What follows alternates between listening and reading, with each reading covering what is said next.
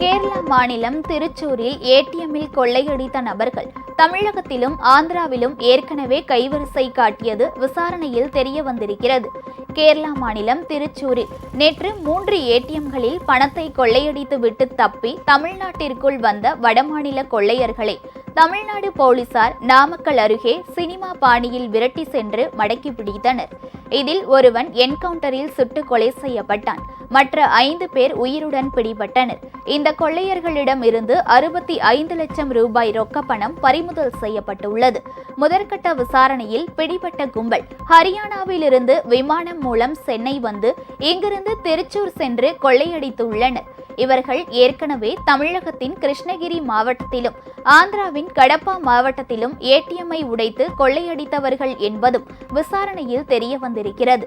இதையடுத்து கிருஷ்ணகிரி மற்றும் ஆந்திரா மாநிலம் கடப்பா போலீசாரும் விசாரணை நடத்திட நாமக்கல் வருகை தந்துள்ளனர். உங்கள் ராஜ் நியூஸ் தொலைக்காட்சியில் திங்கள் முதல் வெள்ளி வரை தினந்தோறும் பிற்பகல் 2 மணிக்கு உங்கள் பகுதியில் உள்ள குறைகளை நேரலையில் தெரிவிக்கும் புகார் பெட்டி நிகழ்ச்சி. பங்கு பெறுங்கள், பயனடையுங்கள், காணத் தவறாதீர்கள்.